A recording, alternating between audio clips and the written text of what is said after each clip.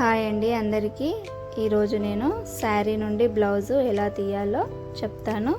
బిగినర్స్కి tip అనుకోండి, లేదా తెలియని వాళ్ళు తెలుసుకోండి.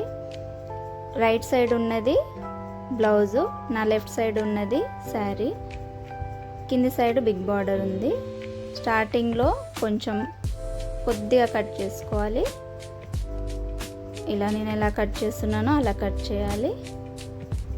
ఒక దారం లేదా పోగు అంటారు, మా సైడ్ పోగు అంటారు, మీ సైడ్ ఏమంటారో కామెంట్ చేయండి. ఇలా స్లోగా ఒక దారం తీసుకొని, దారం పోగు తీసుకొని ఇలా స్లోగా లాగాలి. గట్టిగా లాగితే మధ్యలోకి తెగిపోతుంది. సో స్లోగా ఇలా కొద్దిగా ఇలా శారీని ఇలా అనుకుంటూ ఆ దారంని లాగాలి.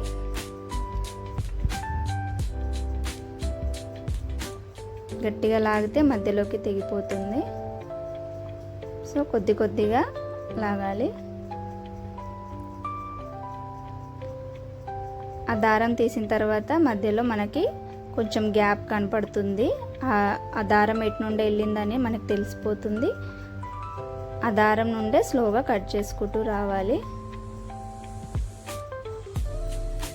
కొందరు తెలియక బ్లౌజ్ ఎలా ఉంటే అక్కడి వరకే కట్ చేస్తారు. అలా చేయకూడదు. ఇలా చేస్తే స్ట్రైట్గా నీట్గా వస్తుంది. కొన్ని మోడల్ బ్లౌజులు ఎక్కువ తక్కువ వస్తుంటాయి, చాలా క్రాస్ వస్తాయి. అలా కాకుండా ఇలా కట్ చేసుకుంటే బ్లౌజు కరెక్ట్గా ఉంటుంది. మనకు కొంగులు కుట్టేటప్పుడు స్ట్రైట్గా కూడా వస్తుంది. ఇక్కడ కనపడుతుంది చూడండి, కొంచెం అలా ఆ లైన్ పైనే కట్ చేసుకుంటూ రావాలి. ఇక్కడ చూసారా, కొంచెం గ్యాప్ లాగా ఉంది. ఇలా చేస్తే నీట్గా స్ట్రైట్గా వస్తుంది బ్లౌజు. కొంగులు కుట్టుకునేటప్పుడు కూడా స్ట్రైట్గా బాగా ఉంటుంది. ఇది బ్లౌజ్. కొంగు సైడ్ కూడా అదే విధంగా కొంచెం కట్ చేసుకొని పోగు తీసుకొని అదే దారం పైన కట్ చేసుకుంటూ రావాలి. ఇక్కడ మీకు కనపడుతుంది చూడండి, ఆ లైన్ పై నుండి కట్ చేసుకుంటూ రావాలి.